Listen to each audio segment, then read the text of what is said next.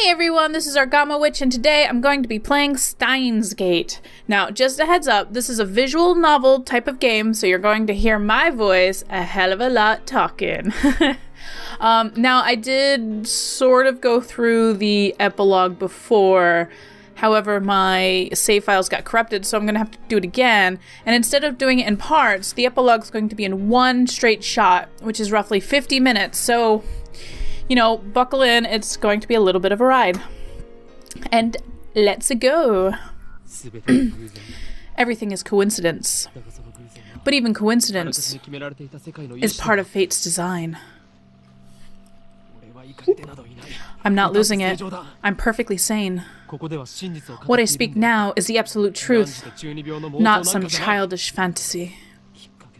No matter how trivial something may seem, it has the potential to shape the future. Have you heard of the butterfly effect? If not, look it up. Then you'll understand how careful you must be. Unfortunately, I didn't understand. If only I'd realized how dangerous my actions were, then I wouldn't have lost her. The future wouldn't have turned out like this. But... how could I have known? How could I have known that by pressing that button, I would decide the fate of all mankind? Just think about it. The average human perceives just 1% of his environment. We're not nearly as clever as we'd like to think. We go about our lives oblivious to a million different things that happen around us every day. Even when something catches our eye, our brain forgets it a moment later. I want to tell me back then, don't do anything careless. Don't do anything rash. Don't pretend you didn't see that. Pay more attention. The hand of conspiracy was already closer than you thought. Just waiting for the right moment to strike. Bum, bum, bum! Fwa. Yeah, so if you don't know anything about this game, there is an anime based off of it, and it is, what I hear, very accurate. The story itself has something to do with time travel / time paradoxes / butterfly effect. I guess butterfly effect might be the most apt description of it, but anyways. Meh. Meh. Meh.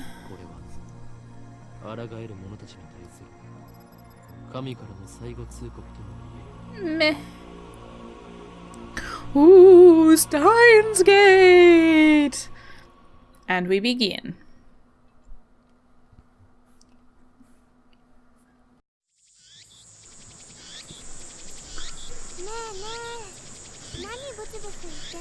Hey, what are you mumbling about? There's no sound from the phone against my right ear, only silence. I'm baking in the summer sun. Sweat slowly slides down my chin and drips onto the asphalt. Ocarine! Earth Ocarine! Hold on, A girl is standing in front of me. She calls my name with an inquisitive tilt of her head. We are about to infiltrate deep into the enemy territory, yet despite the imminent risk of death, there is no hint of tension on her innocent, childlike features. I cover my phone's mouthpiece and turn to the girl with an index finger to my lips. You talking to somebody?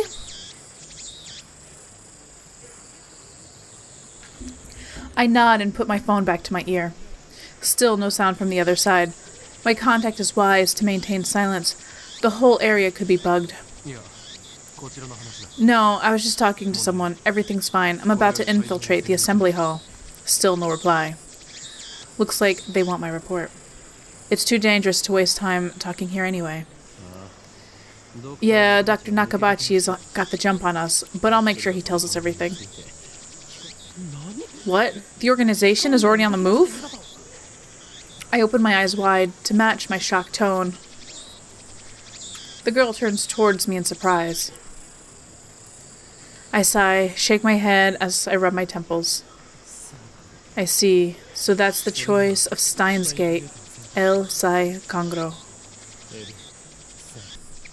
I speak the parting words, then pocket my cell phone. Steins Gate. Some know it as fate. Some know it as fate. To others, it's the will of God. You could count on one hand the people in this world aware of its true nature. In any case, we should begin the infiltration. I advance towards Dadikan, which is across the street from the train station. Of course, this is enemy territory. I can't just stride through the front door like an average person. I bypass the elevators and escalators and head to the 8th floor by the stairwell. But I only make it to the 7th floor before I have to stop and rest. Who was that on the phone? The girl, Shina Mayuri, immediately resumes our conversation. She followed me all the way here, and she isn't even short of breath. I, on the other hand, am gasping for air with my hands on my knees. Who would have thought an 8-story building would be so tall? Excuse me. I think I'm coming down with a little bit of a cold. I turn to Mayuri while wiping the sweat off my brow. If I told you, I'd have to kill you. Oh, wow. Thanks, Okarin. Mayuri smiles happily and doesn't pry any further. As always, she is quick to understand my position. We've known each other since we were both little. Mayuri is 16, 2 years younger than me, so she's more like a little sister than a typical childhood friend.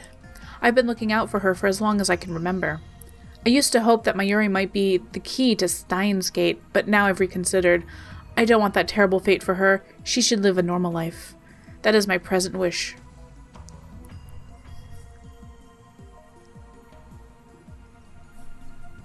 We continue to the 8th floor and enter an assembly hall. In front of us stands a cheap-looking stage with a podium and a sign that reads Dr. Nakabachi's Time Machine Press Conference. Okarin, Okarin. Mayuri insists on calling me Okarin, but it is neither my real name nor my code name. It is just one of those annoying nicknames people use. How many times have I told you... How many times do I have to tell you? Don't call me Okarin. Huh? But I've always called you that. That was then. I have since become Hououin Kyouma. The insane mad scientist hunted by the secret organizations the world over.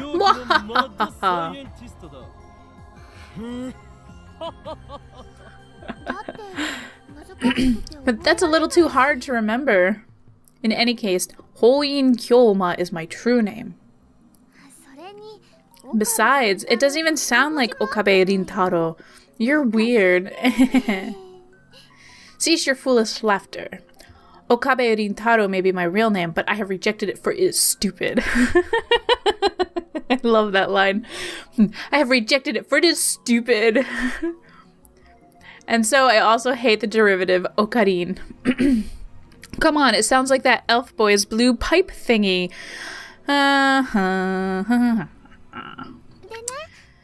So, Okarin, can I ask you something? In one ear, out the other. She's been calling me that for 5 years now, so maybe it's time to give up. What are we doing here? Wait, you followed me here without knowing why? Yup. She nods without dropping her smile. We're here for Dr. Nakabachi's press conference. We're standing in the assembly hall on the 8th floor of the Radikan. It is here that the conference will be held. Dr. Nakabachi is an inventor. He appears on TV from time to time and has a few patents under his belt, but mostly he is treated as a curiosity. Press conference? But where are the reporters? Mayuri's right. I've scanned the entire hall, but there is no one who looks like a reputable reporter or cameraman. There's only about 10 of us standing in the hall, including me. Considering Nakabachi's moderate media presence and the fact that he claims to have invented a time machine, I would have expected more. Could this be the organization working its twisted influence? I twist my lips into a sneer. I thought that Nakabachi was like me, a scientist fighting to overthrow the organization. But this press conference suggests other motives at work. Our enemy won't miss this chance. I'd prefer not to get wrapped up in his mess. Nevertheless, I'm interested in what he has to say. That is why I'm here, blowing an afternoon of my precious summer holiday. Mayuri ponders my utterance for a while before finally turning her head. You wrapped something? Is it his birthday too?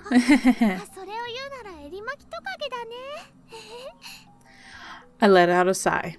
Mayuri is known to not only make bad jokes, but to laugh at them too. She's always been special. Keep your guard up, Mayuri. I suspect that it won't be a normal conference. Uh-oh. Sci-fi noises! I didn't even finish my sentence. We are already under attack. Are they trying to fry our brains with electromagnetic waves? Bum, bum, bum. Dust falls from the ceiling as the floor shakes. We're definitely under attack. It's coming from above, but we're on the top floor. All that's above is the roof. An earthquake? Is it a magnitude 2? What does magnitude mean again? No time to deal with Mayuri's confusion. Something's not right about this. I bolt out of the conference hall and run up the stairs to the roof, ignoring the no trespassing sign in my way. The door is open. Upon closer inspection, I realize that the lock has been broken. I open the door and see a billowing cloud of black smoke. There is some kind of phosphorescent dust sparkling in the air.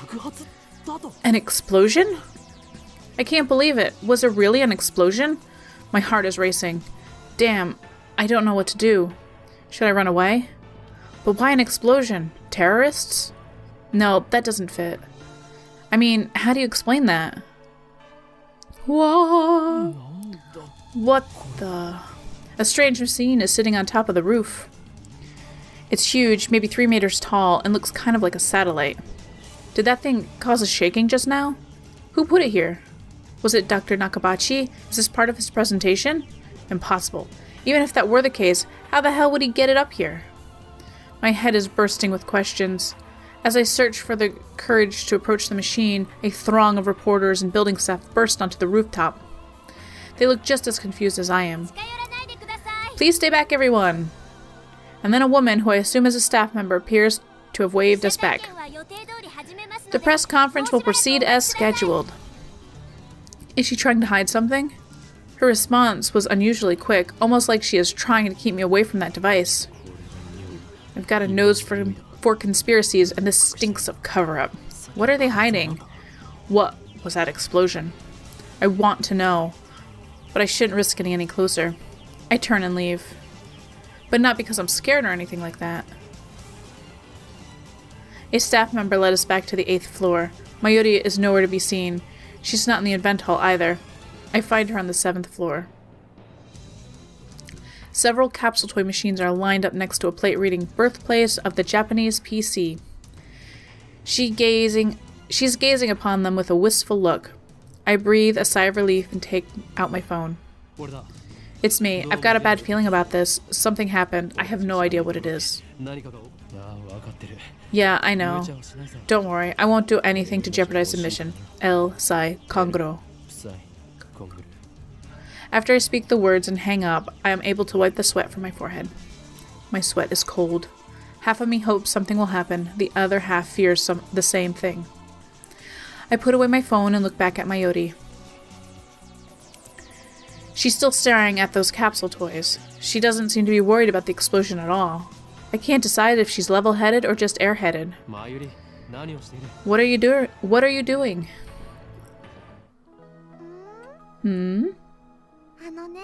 Well, I really want an Oompa. Just as I thought. Mayuri points to a capsule machine, and the sign on the front says Rainet Kakeru 3D Character Doll Series. Rainet Kakeru is a popular anime series with its own card game spin-off, Rainet Access Battlers. They even hold international tournaments.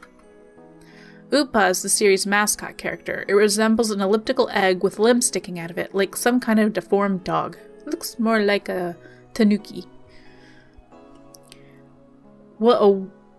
It's what they call an ugly cute character. High school girls find these creatures adorable for some reason. Last year, an ugly frog character was all the rage. Its name escapes me, though.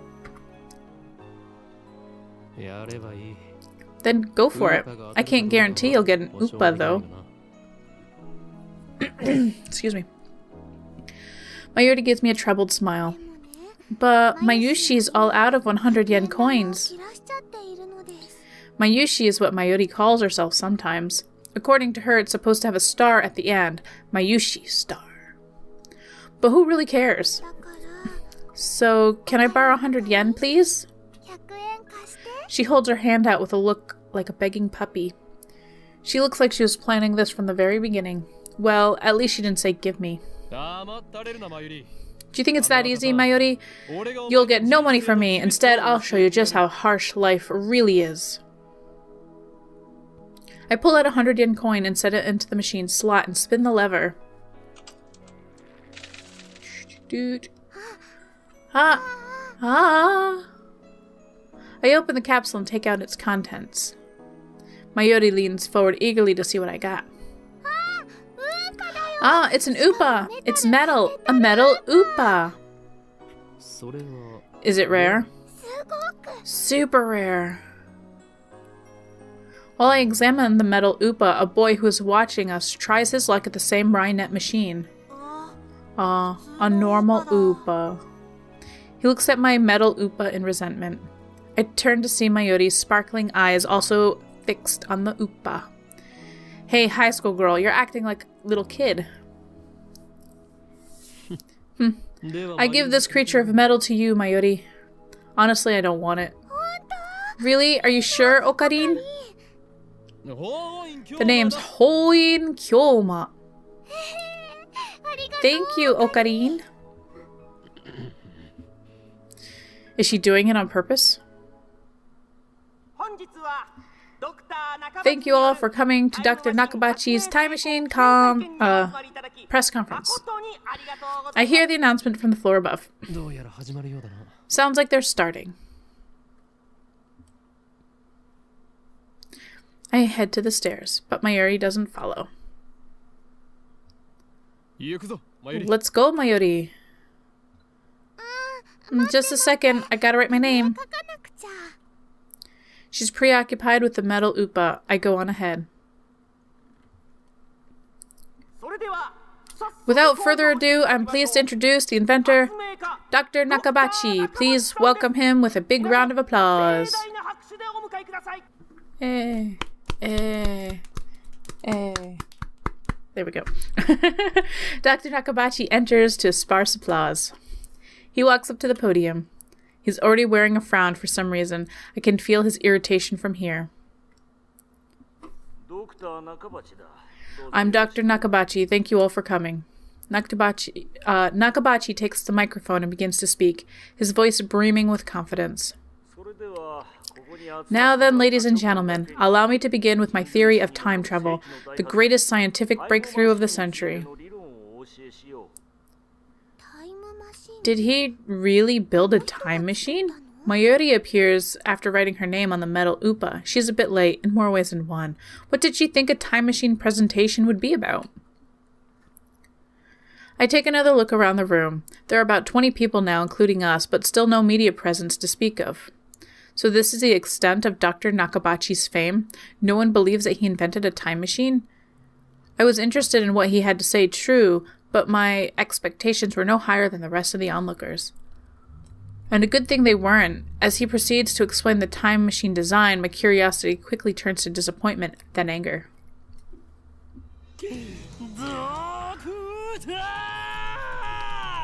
Doctor. My roar silences Nakabachi and draws the eyes of every person in the room. Do you take us for fools? Who the hell are you? Who the hell am I? Someone who knows you for a fraud, that's who. You stole your theory from John Teeter, and you call yourself an inventor? Someone throw this man out. You're the one who we should throw out, Doctor. Have you no shame? You have no right to call yourself an inventor. Shut your mouth, you little pest. Just then, someone grabs my arm from behind. Quite convinced it's an official to throw me out, I turn around and glare him down. Unhand me, you! Huh? It's a girl about my age. Her intense stare seems to challenge me. I take a step back. Her face looks somehow familiar. Where have I seen her before? Ah. We haven't met, but I know her face. It's Makise Kurisu. A few days ago, my friend Daru showed me a magazine article titled Girl Genius Gives Lecture in Akihabara. The article was about a 17-year-old girl who had just graduated from an American university. Her thesis was even published in a major scientific journal. Making the memory data is possible. Girl Genius, Makise Kurisu. I recognize the stubborn-looking girl from her photograph. She's even wearing the same exact scowl. What business could such a genius have with me? She takes a quick look around the room and then turns back to me with a stern expression. Could you come with me for a moment? What's with the attitude?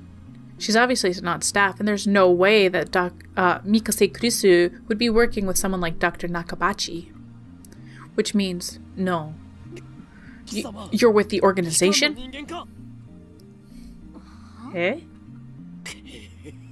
If their tendrils have gotten this far, then I've made a grave mistake.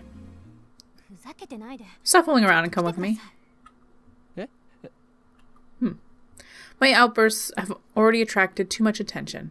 Nakabachi in particular looks like he wants to rip my head off. It must be mortifying to be exposed as a fraud by a bright young man like myself. Anyways, I mustn't draw any more attention to myself. If the organization gets wind of my presence here, it could endanger Mayori, to say nothing of these ignorant civilians. I let Makise Kurisu lead me out of the assembly hall. Try anything and the people are sure to notice. What will your supervisor say then? What are you talking about? She glares at me, quite fiercely at that. Attractive though she may be, there is no innocence in her eyes. A beautiful agent unmatched in cruelty. My heart beats in exhilaration from the danger. Looks like the chaos really does get my blood pumping. I just need to ask you something. What makes you think I'll answer? I know how the organization operates. What's with this organization stuff? Instead of answering, I take out my phone and put it to my ear. It's me. I've been caught by the organization agent. Yes, it's Makise Kurisu. She's a dangerous one. No, it's fine. I'll find a way to... What? Wait. Kurisu suddenly snatches the phone out of my hand. What skill? I didn't have time to react. What are you doing? Eh? Your phone's off. Who are you talking to? Her eyes pierce deep into my soul, but I quickly look away. She's good. Is she trying to attack my sense of identity in order to cause a mental break? Recover. This isn't enough to sway me. Your techniques don't work on me, but I'll tell you anyways. That's no ordinary phone. It's designed to deactivate the moment it leaves my hand. Ha ha ha ha ha. Such measures are necessary to maintain secrecy. I know things that could get me killed. I quickly retrieve my phone and wipe the cold sweat from my forehead. Phew, that was close. So, you talk to yourself. Goo.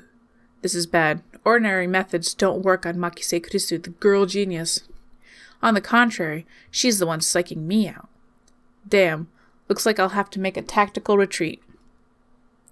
If I can just find an opening. Eee. Suddenly, Kurisu steps up to me with a serious expression. She stares right at me with her huge eyes blazing with strength of will. Such fire, I can't look away. Could someone with such a pure eyes really be an organization agent? What were you trying to tell me earlier? Earlier? What are you talking about? About 15 minutes ago, before the conference started. Nonsense. This is the first time we've met. I was with Mayuri and that Upa toy machine 15 minutes ago. You were trying to tell me something, right? You looked really upset. Is this a trap? It does seem like one of the organization's dirty tricks. But would this girl really do something that underhanded? You looked like you were going to start crying any second. Why? Have we met before? She seems sincere. That makes her even more suspicious. That's right, don't let her beauty fool you. She's a cold, calculating secret agent. If I show the slightest vulnerability, I'm done for. And how do you know my name? My knowledge has no limits. I'm a mad scientist after all. Genius girl, our next meeting shall be as enemies. What? Farewell! Wahahaha! I spin around and take off down the stairs, ignoring her call to stop, like I'd listened to the enemy. Damn, the organization. They must be serious if they're sending their agents. They're sending in agents like her. I run all the way down to the 4th floor and check behind me. Once I'm convinced Makise Kurisu is not tailing me, I sigh while rubbing my temples. But I can't let them capture me yet. Well then, what do I do now? My mission was to attend the conference and evaluate Dr. Nakabachi's research. Now that I know he's a fraud, there's no real point in going back. I guess I'll just go home. But wait, aren't I forgetting something important? Let's see now, what is it?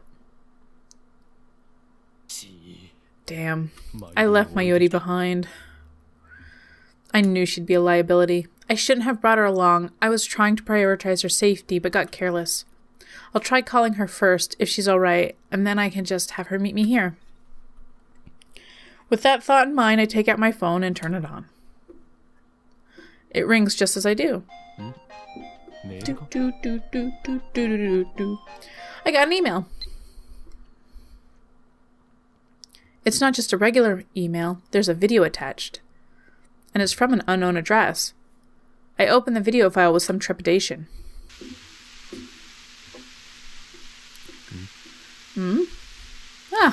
Looks like my recordings of this video last time. There's nothing but noise. Is this a prank or some sort of Makise Kurisu style attack? Maybe the noise is some kind of make people go crazy frequency. No, wait, I don't remember giving her my mail address, so I'm probably just thinking too hard. I curse myself for being gullible enough to play the video. I have more pressing matters to deal with anyways.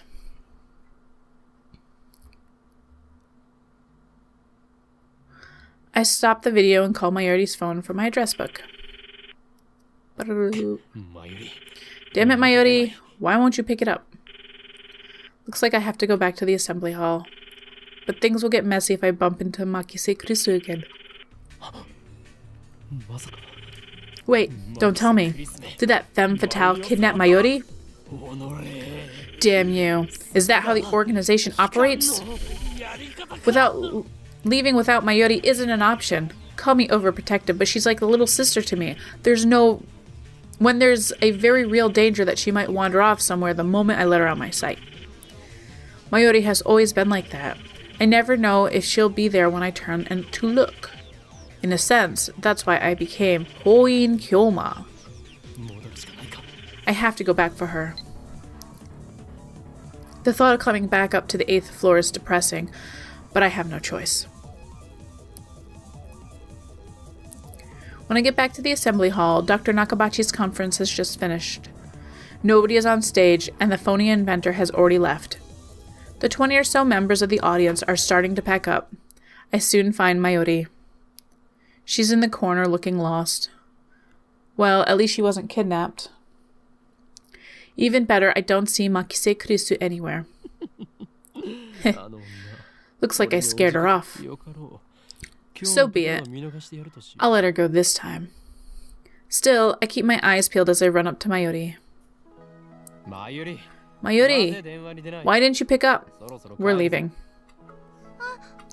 Okarin, my metal Upo ran away. She turns to me with a forlorn expression. Ran away? What, it's alive? That's a little hard to believe. I think I dropped it. I see, so she was looking for it. Not like it really matters. Forget about it. You can always get another one. No way! Metal Upas sell upwards of 10,000 yen online, you know. It's about $100. Wait, what? That toy was worth that much?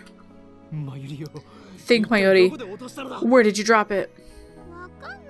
I don't know. That's why I'm looking. And even if I were to find it, you can't sell it, okay?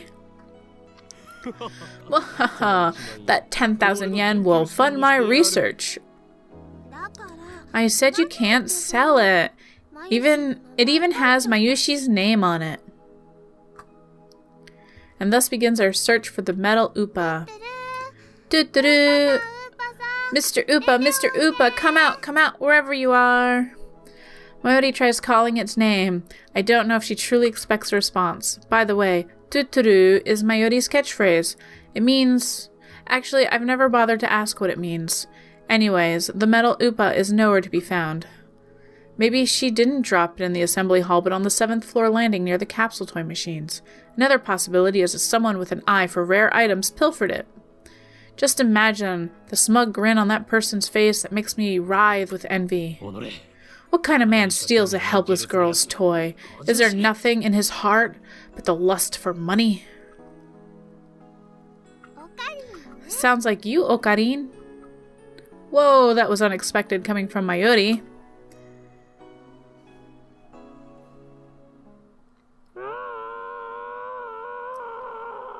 Ah.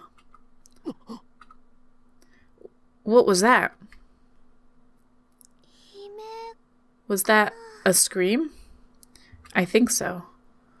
Only a presenter and a few other people are left in the assembly hall, including Mayuri and me. Less than half the audience remains. Everyone looks at each other, anxiously startled by the scream.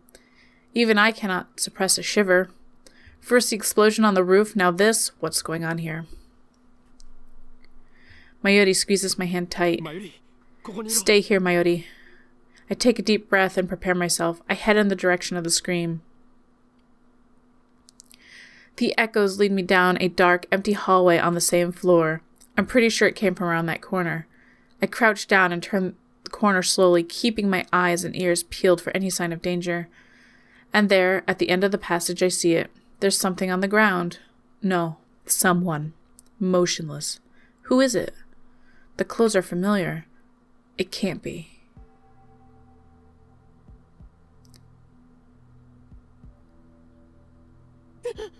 What? Makise Kurisu? Her face is turned away, but I know it's her. The impertinent genius girl I just fought with 10 minutes ago is now face down in a pool of bright red blood. She's dead. No. But why? Suddenly I realize I'm shaking. I want to run away. I shouldn't have come. This is wrong. Someone killed Makise Kurisu. There's no other explanation. Who would do such a thing? There's no one else here. I twist around in shock.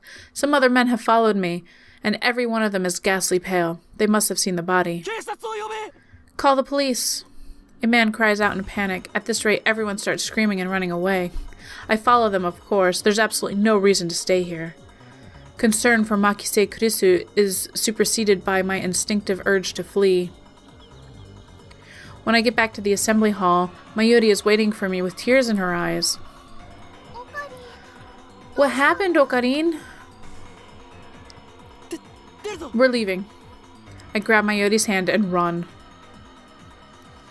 I race down the stairs, trying to drive the image of Kurisu's dead body from my mind. But I can't.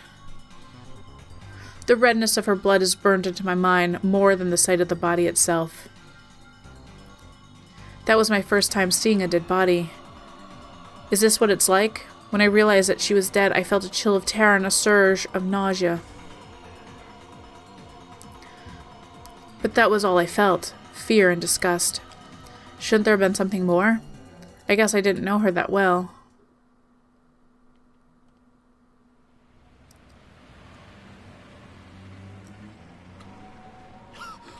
Ha ha. I finally stop once we get out to the main street, Chodori. My chest pounds, my breathing labored from running down the stairs at full speed. Hey, what happened? You look really pale. Mayuri doesn't seem to comprehend the situation. I guess it's because she didn't see the body. She's not even breathing hard. She looks slow, but she's actually pretty fast on her feet. Someone died. Eh? I take several deep breaths. The color of blood still remains stained on my brain. But I've calmed down a bit. Makise Kurisu is dead, and I don't know who the killer is. Sirens in the distance. I guess an ambulance will be here soon. Then the police will arrive, and the area will become a crime scene. But for now, the crowds milling through Akihabara have no idea what has happened. Everyone is going about their business as usual, the never-ending search for electronics, moe, and porn. Just another day in Akihabara. I take my phone out of my pocket, perhaps out of reflex. I'm not sure what I plan to do with it. Oh, I know. My friend Daru. I'll tell him what happened just now, since he knows about Makise Kurisu. I suppose it might be disrespectful to the victim, but my adrenaline is pumping, and I can't make calm decisions after witnessing something like that firsthand. That is how humans are, after all. We're not as special as we'd like to believe. At the end of the day, there's nothing but dirty, slime-like flesh. Our souls fester like semen left to rot in the womb. That is how we humans are. While wallowing in a bit of angst, I begin to type on my phone. To Daru, trouble. Someone stabbed Makise Kurisu. Looked bad. Hope she's okay. Someone stabbed Makise Kurisu. Don't know who. Looked bad. Hope she's okay. I don't know if she was stabbed. It just seems like the most logical explanation, even the amount of blood and the absence of a gunshot. On the other hand, I didn't write that she was dead, even though I'm pretty sure she was. I can't exactly explain why I didn't. If I had to say, I guess I felt like writing it down would set it into stone. And it may make me feel guilty as well. The thought brings a smirk to my face. It's not like I'm the one who killed her. Why should I feel guilty? I just saw someone's death up close, and only a few minutes later I'm smiling. Am I really that cruel and cold? Well, I am a fiendish mad scientist, so it suits me. I finish typing and place my thumb over the send button, and then I press down. Sending. Do do do do do do do. What? Cutscene. Cutscene over. What? What was that? Wait, look around. They're gone. Summer break. Noon. The busiest street in town. Just now, thousands of pedestrians have vanished into thin air. Is this a dream? Am I hallucinating? I don't know. I've been to this area of Japan, in Akihabara, and I think they closed down the street on Sunday, and the street was flooded with people. So many people. It's crazy. I don't know, but they're gone. I saw them vanish with my own 2 eyes. I stand, petrified, speechless, and alone on an empty street. Desperate to find someone, anyone. I look up. And there, at the top of Raidikan, sticking out from the 8th floor vent hall where we just were, is a crashed satellite.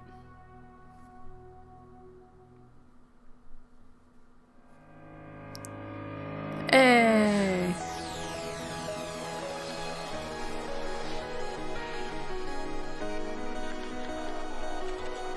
And now we get an opening sequence. Woo! So how are you liking the story so far? Pretty weird, huh?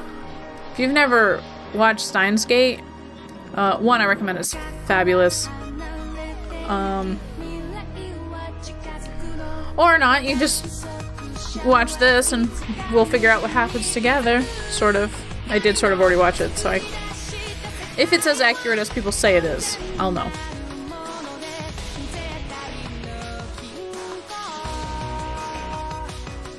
So we'll just enjoy this opening while I pet Saoirse. Because she's needy.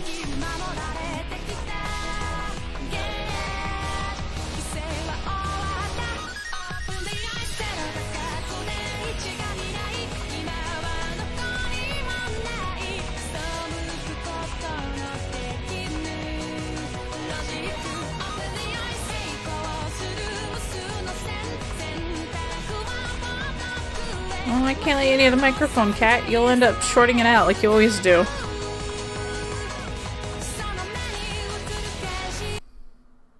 No! Damn it, Saoirse. Alright. Is there a way to go back? Can I go back? My cat landed on the keyboard. Well, I'll just save it right here. Yeah, alright.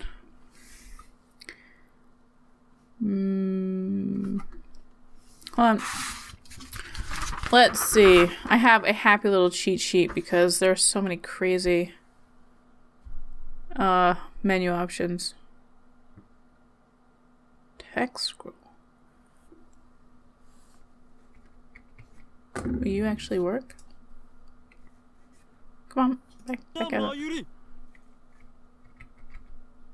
Nope, you don't work.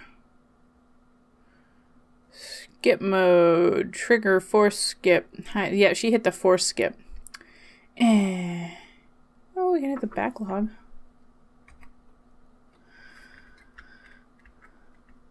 Wow! You skip so much!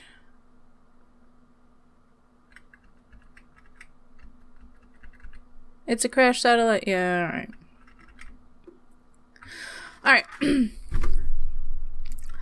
I'm going to leave this episode here, but I'm going to pick up and do the next episode, and I'm going to read this backlog because my cat's poopy head. Aren't you, Saoirse? Yeah, you look at me like that.